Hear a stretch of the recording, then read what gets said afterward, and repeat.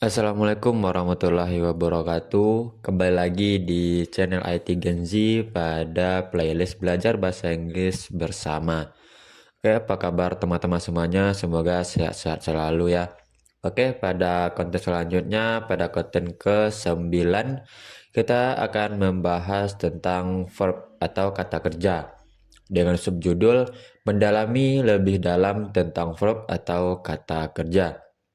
Oke, sebelum kita masuk ke materi, untuk teman-teman yang belum di-subscribe, silahkan di-subscribe dulu supaya lebih maju dan berkembangnya konten-konten ini dan channel-channel ini. Jika sudah, langsung saja kita masuk ke materi yang selanjutnya. Kenapa harus mempelajari verbs? Verbs atau kata kerja adalah kata yang digunakan untuk menunjukkan tindakan dari pelaku atau subjek. Jadi, kenapa harus kita mempelajari verb ini? Verb sangat penting untuk dipelajari karena verb ini memungkinkan kita untuk mulai membangun kalimat awal. Sebagian besar kalimat awal membutuhkan kata kerja. Mungkin di typo, sebagian besar kalimat awal itu membutuhkan kata kerja. Sebuah kalimat harus lengkap, mempunyai paling tidak subjek dan satu verb. Jadi dalam kalimat itu setidaknya memiliki subjek dan verb.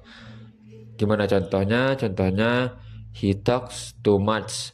He talks too much. Ini cara bacanya. Di sini subjeknya yaitu he dan verbnya itu adalah talks. Dia berbicara terlalu banyak. Dia cerewet. Nah, ini adalah contoh kalimat yang terdapat subjek dan verb. Oke, selanjutnya. Nah, di sini ada beberapa contoh dari kata verb atau kata kerja.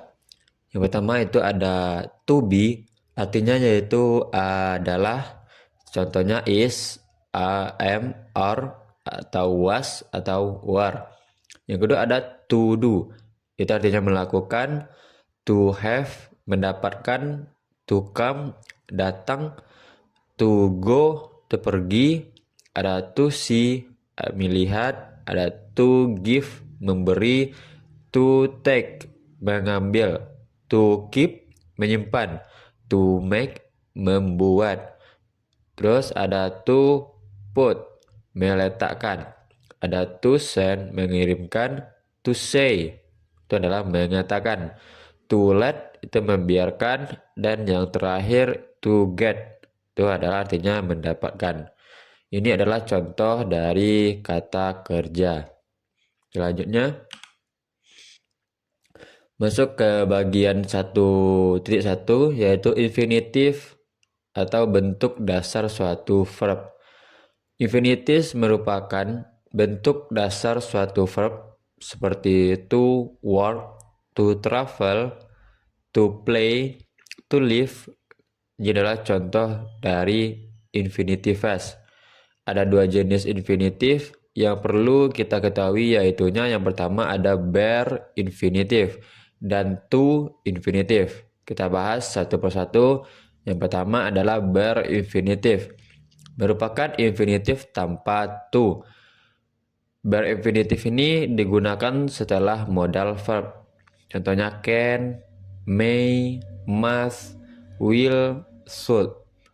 Contohnya apa? Contohnya dalam kalimat Budi can play the guitar. Budi can play the guitar. Budi bisa main gitar. Ini adalah contoh kalimatnya, yaitu bare infinitifnya yaitu can. Budi can play the guitar. Seperti definisinya, bentuk dasar satu verb yaitu bare infinitif ini tanpa to. Jadi tidak memakai Budi to can. Tidak, langsung saja Budi can play the guitar. Nah, selanjutnya bare infinitif ini digunakan setelah kata kerja indrawi. Contoh kata kerja indrawi yaitu ada see, itu melihat, ada watch, itu menonton, ada notice, ada make, let, hear, listen, feel. Contohnya gimana? Contohnya, Budi saw the children cross the street. Budi melihat anak-anak menyeberang jalan. Ini Budi atau see ya, Budi melihat. Itu setelah kata kerja indrawi. Yang selanjutnya itu adalah bare infinitive, digunakan setelah make, setelah have, let, help, atau now. Contohnya, Nagita makes me learn English. Nagita menyuruhku belajar bahasa Inggris. Dan yang terakhir atau ada bare infinitive digunakan setelah auxiliary atau verb do, does, did, don't, does, don't, atau didn't. Bagaimana contohnya? Contohnya yaitu I don't like you. Aku tidak suka kamu. I don't like you. Selanjutnya,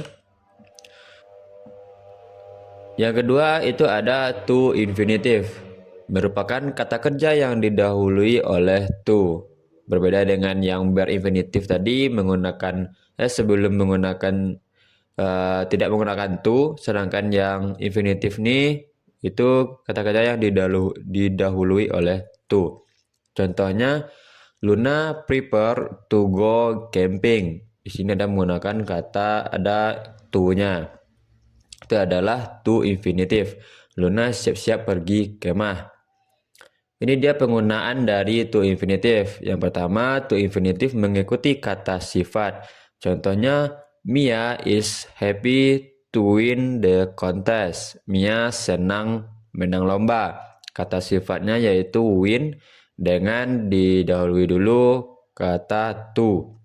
Ini adalah contoh dari to infinitive.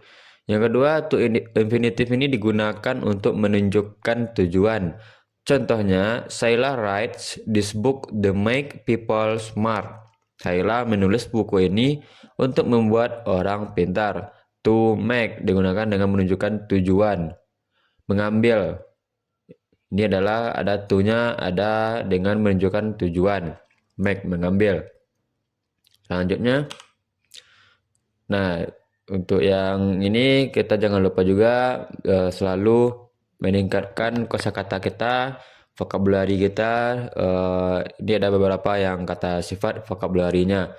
Yang pertama ada false, bacanya itu false, itu adalah artinya salah. Ada fast, cepat. Ada fat, gemuk. Free, gratis. Terus ada fresh, itu artinya segar. Dan ada juga friendly, itu ramah, full, penuh. Dan ada juga funny, itu lucu. Bukan berarti bacanya bukan funny, berarti funny artinya lucu. Itu ada gloomy, artinya murung. Yang terakhir ada good, artinya bagus. Nah, inilah beberapa vocabulary dari kata sifat yang bisa kita hafalkan. Oke, itulah materi kita pada hari ini, materi yang ke-9. Untuk materi selanjutnya kita masuk kepada bagian dari 1.2, yaitu verb conjunction. Itu nanti di materi yang 10 yang akan kita bahas. Oke, mungkin cukup sekian dulu konten kita kali ini. Untuk teman-teman yang belum di-subscribe, silahkan di-subscribe dulu.